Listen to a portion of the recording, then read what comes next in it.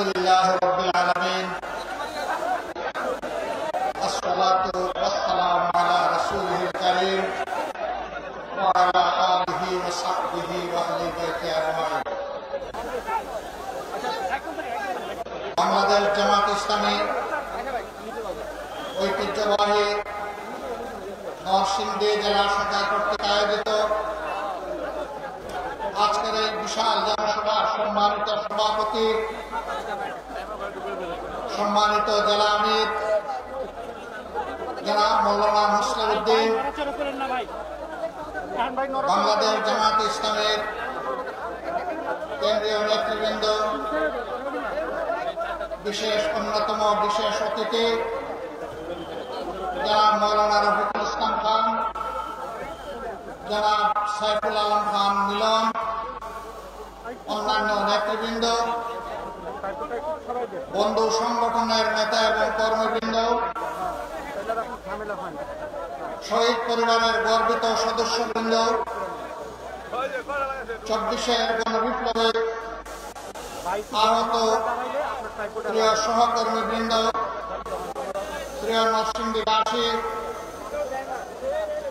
সাংবাদিক বন্ধুগণ, আল্লাহ তাবারক ওয়া তাআলার শুকরিয়া আদায় করছি যিনি আজ মুক্ত পরিবেশে আপনাদের সামনে দুটি কথা বলার জন্য দাঁড়াবার তৌফিক দান করেছেন। আলহামদুলিল্লাহ। এই পরিবেশ একান্ত আল্লাহ তাআলার দান। বাংলাদেশের মানুষ মঈন ফখরুদ্দিনের দুঃশাসনের 2 বছর, পরবর্তী শেখ হাসিনার ফ্যাসিজমের 15.5 বছর, এই 17.5 বছর ভীষণ কষ্ট এবং যাতনার মধ্যে ছিল।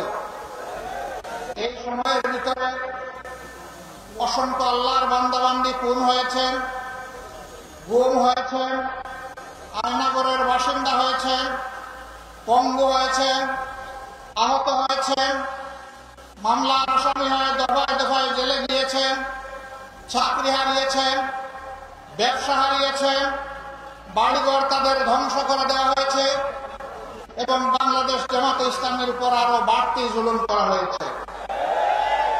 এক এক করে আমাদের 11 জন শীর্ষ নেতাকে জেলের ভিতরে হত্যা করা হয়েছে।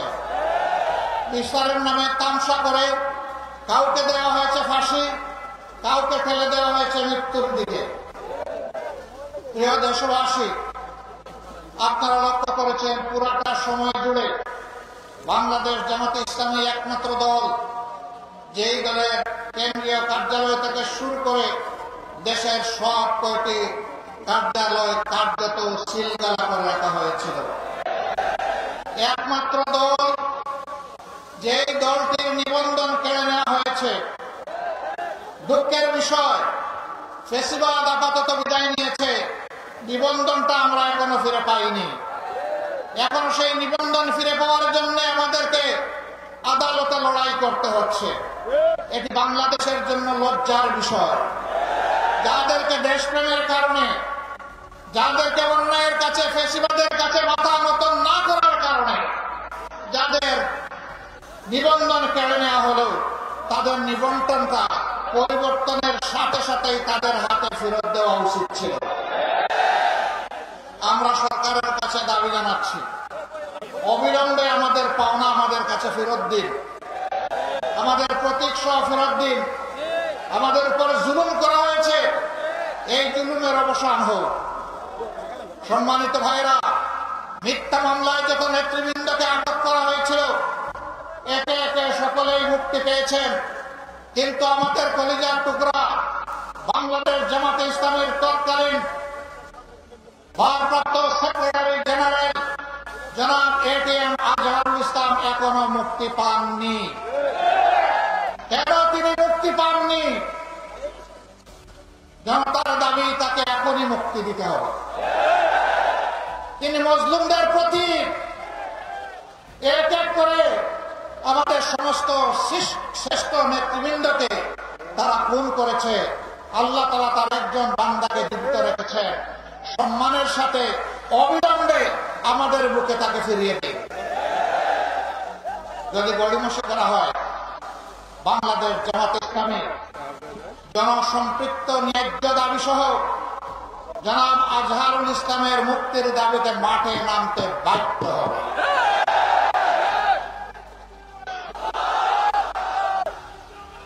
প্রিয় দেশবাসী,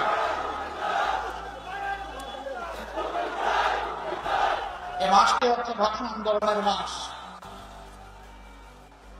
52 সালের ভাষা আন্দোলনে তৎতাজা যে জীবনগুলো ঝরে গিয়েছিল, আজ আমি তাদেরকে গভীর শ্রদ্ধার সাথে স্মরণ করছি। আল্লাহ তাআলা তাদেরকে শহীদ হিসাবে কবুল করুন। কিন্তু আমরা কি দেখলাম? 52 গেল, 71 গেল, দেশ স্বাধীন হলো, কিন্তু আমরা দেখতে পাই বরকতের জীবিত মা খুপড়ি করে বসবাস করেন। বর্ষার সময় উপর থেকে পানি পড়ে আর গ্রীষ্মকালে রোদ ওঠে। এটি জাতির জন্য লজ্জা। যারা 52কে পুঁজি করে রাজনীতি করেন, তারাই তো দেশ চালিয়েছে। তাহলে বরকতের মাকে এমন করুণ ভাবে ফেলে রাখা হলো কেন? এরকম এক বরকত নয়। ঘাটে ঘাটে যাদের জন্য জীবন দেওয়া বরকতেরা, বরকতের মায়েরা, সন্তানেরা, স্ত্রীরা সত্যিকার অর্থে আজকে সমাজে উপকৃত। আর যারা তাদের নামে রাজনীতি করেছে, এরা জনগণের সম্পদ লুটে শুধু গত 15.5 বছরে বাংলাদেশ থেকে 26 লক্ষ কোটি টাকা বিদেশে পাচার করেছে। এদেশকে তারা তাদের দেশ মনে করে না। সবগুলোর খবর নিয়ে দেখেন, রাজনীতি করে বাংলাদেশে বউ বাচ্চা পাঠিয়ে দিচ্ছে বিদেশের মাটিতে। কানাডায় তারা বেগমপাড়া গড়ে তুলেছে। আমেরিকার বিশাল বিশাল এলাকায় তারা আশ্রয় নিয়েছে। এক একজন চুরে লন্ডনের মতো সিটিতে 342টা বাড়ি থাকে এক চূড়া। এইরকম চূড়ার খনিগুলা তৈরি হয়ে গিয়েছিল, আর বাংলাদেশের মানুষের সম্পদের খনি তারা লুট করে নিয়ে গেছে। এরাই এবার অন্যদেরকে চুর বলতো। এটা হলো চুরের মার বড় গলা। এখন মাও পালিয়েছে, চুরও পালিয়েছে। খালে বিলে, নদী নালায়, বনে জঙ্গলে। তার সাথে যারা আদালতে বসে আদালতের পবিত্রতাকে দুলিশ্বাস করেছিল, এক একজন নিরীহ মানুষ এক একজনের বিরুদ্ধে হত্যার রায় দিয়ে ওই রাতেই গিয়ে আবার টেলিভিশনের টক শোতে বসে গর্ব করে বলতো, আজকে নিজামকে, কালকে গোলাম আজমকে, পরশুদিন সাইদিকে মৃত্যুদণ্ড দিয়ে এসেছে। এদের মধ্যে কেউ কেউ বলতো, আমরা শপথবদ্ধ রাজনীতিবিদ। লজ্জা এবং ঘৃণা। বিচারকের চেয়ারে বসে যে রাজনীতিবিদ হওয়ার স্বপ্ন দেখে, সে জাতির কলঙ্ক। বিচারক হতে পারে না।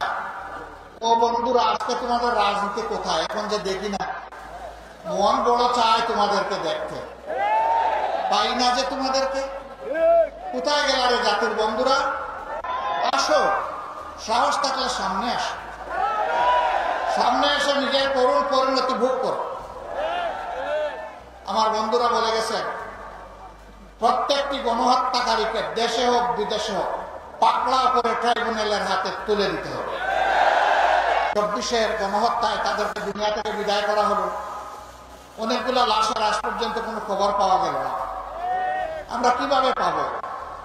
এই লাশগুলোর খবর নিতে গিয়ে এখন দেখতে পাচ্ছি বাংলাদেশের বিভিন্ন জায়গায়, বিশেষ করে ঢাকার আশুলিয়ায় ট্রাক সারিবদ্ধ, লাশ ছুঁড়ে মারা হয়েছে ট্রাকের উপর, ছিটিয়ে দেওয়া হয়েছে এই লাশগুলোর উপর পেট্রোল, ধরিয়ে দেওয়া হয়েছে আগুন, বানিয়ে ফেলা হচ্ছে সার।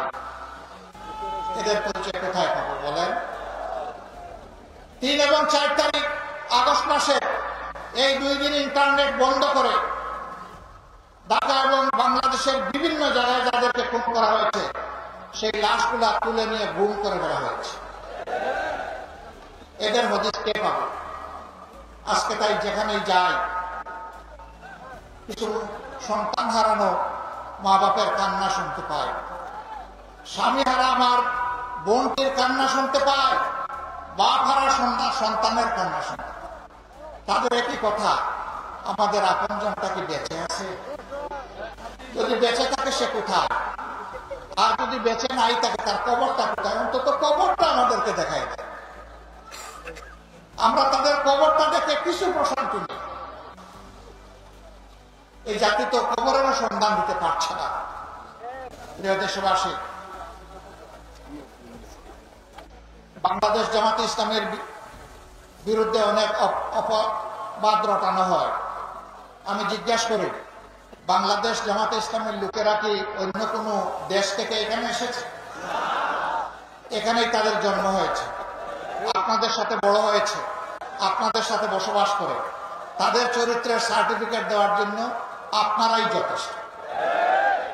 তবে আমি এটা দাবি করছি না যে আমরা নিষ্পাপ, কোনো ভুল করি না। আমরা মানুষ, আমাদের পাপ হইতে পারে, ভুল হইতে পারে। পাপ হলে আল্লাহর কাছে মাপ চাইব, ভুল হলে যার কাছে ভুল হয়েছে তার কাছে ক্ষমা চাইব। কোন বন্ধু যদি আমাদেরকে আমাদের ভুল ধরিয়ে দেন, আমরা তার কাছে কৃতজ্ঞ থাকি। তিনি যদি ইতিবাচক ভাবে ধরিয়ে দেন, আমরা বেশি কৃতজ্ঞ হব। তিনি যদি তার ভাষায় নেতিবাচক ভাবে ধরিয়ে দেন, আমাদের আপত্তি নেই, আমরা সহযোগিতা চাই। আমরা একটা বৈষম্যহীন, দুর্নীতিমুক্ত, দুঃশাসনমুক্ত মানবিক বাংলাদেশ গড়তে চাই। যেই বাংলাদেশে প্রত্যেকটা মানুষকে সম্মান করবে, নারী পুরুষ নির্বিশেষে, ঘরে বাইরে কর্মস্থলে সকল জায়গায় নিরাপত্তা এবং মর্যাদার সাথে তার দায়িত্ব পালন করবে। গর্বিত একজন নাগরিক হিসেবে পরিচয় দিবে। ধর্ম বর্ণ নির্বিশেষে সমস্ত মানুষ তার ধর্ম কর্ম পালন করবে, কিন্তু তার ধর্মে অন্য কেউ হস্তক্ষেপ করার সাহস করবে। আমরা এমন একটা মানবিক বাংলাদেশ চাই। সেই বাংলাদেশটা করতে গিয়ে আপনারা সবাই প্রস্তুত? আমাদেরকে সাহায্য করতে প্রস্তুত? কারো হাত উঠলো, কারো উঠলো না, বুঝতে পারলাম না। মাশাআল্লাহ, এখন দুই হাত একসাথে। আপনাদেরকে আন্তরিক অভিনন্দন, মোবারকবাদ। আমরা সেই বাংলাদেশ গড়তে চাই যতক্ষণ পর্যন্ত আপনারা বাংলাদেশ জামাতে ইসলামীকে ন্যায়ের উপর, দেশপ্রেমের উপর আপোষহীন পাবেন, কল্যাণকর কাজে দেখবেন, জনকল্যাণকর কাজে তাদেরকে আপনাদের পাশে পাবেন এবং আগামীর বাংলাদেশ গঠনে তাদের উপর আস্থা রাখার মতো আপনারা সামনে পাবেন। ততক্ষণ পর্যন্ত আপনাদের ভালোবাসা আমরা চাই, আপনাদের দোয়া চাই, সমর্থন চাই, আপনাদেরকে পাশে চাই, আপনাদের বুকে আমাদের জন্য একটু জায়গা চাই। আপনারা বুকে জায়গাটা করে দিতে পারবেন?